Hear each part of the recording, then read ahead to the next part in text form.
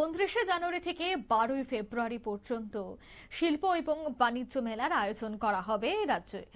আগরতলার হাপানিয়া স্থিত আন্তর্জাতিক মেলা প্রাঙ্গণে প্রত্যেক বছরের ন্যায় এবছরও বসতে চলেছে বিশাল আকারের শিল্প এবং বাণিজ্য মেলা।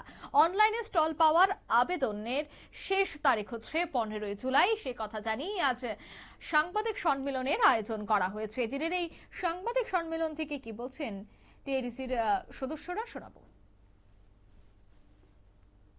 রাজ্য ও কেন্দ্রীয় সরকার দপ্তর, পিএসও, বোর্ড, সোসাইটি ইত্যাদির জন্য নির্দিষ্ট স্টল সংরক্ষিত থাকবে।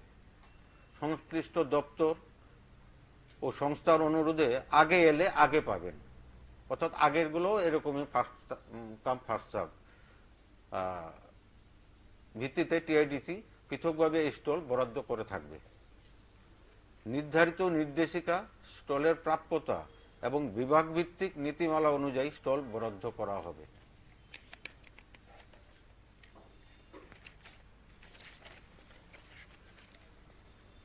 ন্যূনতম স্টলের আকার 15 বর্গ ফুট, 15 ফুট ইন্টু 5 মানে 75 বর্গ ফুট।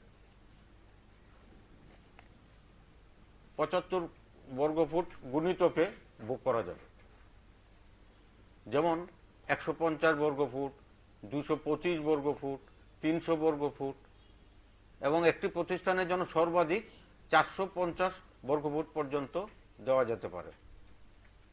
আসবাবপত্র ব্যবসার জন্য, যে ফার্নিচার ব্যবসার স্টলের জন্য বিশেষ ব্যবস্থা এখানে রাখা আছে। স্টল বুকিং বাতিল করতে হলে বুকিং এর তারিখ থেকে পরবর্তী 2 দিনের মধ্যে চেয়ারম্যান অ্যালটমেন্ট কমিটি, শিল্প ভবন, খেজুরবাগান, আগরতলা লিখিত আবেদনে জমা দিতে হবে। মেলা শেষ হওয়ার পর বুকিং এর অর্থ ফেরত দেওয়া হবে, তবে মোট বুকিং অর্থের 30% এটা মানে প্রক্রিয়াকরণ ফি হিসাবে কেটে নেওয়া হবে। নির্ধারিত সময়ের মধ্যে আবেদন না করলে বুকিং অর্থ ফেরতযোগ্য হবে না, ফেরতযোগ্য নয়। অনলাইন বুকিং এর সহায়তা ও প্রযুক্তি সমস্যা সমাধানের জন্য শিল্প নিগম ভবন, খেজুরবাগান, আগরতলাতে একটি হেল্প ডেস্ক চালু থাকবে, যা 29 ডিসেম্বর 2025 থেকে 15 জানুয়ারি 2026 পর্যন্ত সময় খোলা থাকবে। হেল্প ডেস্কের যোগাযোগের একটা নাম্বার আছে এখানে, 0381291039।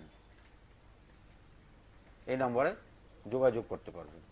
কর্তৃপক্ষের বিবেচনায় বরাদ্দ সংক্রান্ত শর্তাবলী পরিবর্তন বা সংশোধন করা যেতে পারে।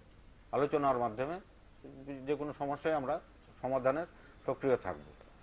নতুন অনলাইন স্টল বুকিং ব্যবস্থার বিষয়ে তথ্য প্রচার করার জন্য ত্রিপুরা শিল্প নিগম বিভিন্ন সংবাদপত্র, ইলেকট্রনিক্স মিডিয়া বন্ধুদের এবং সোশ্যাল মিডিয়ার ইনফ্লুয়েন্সারদের অনুরোধ করছে।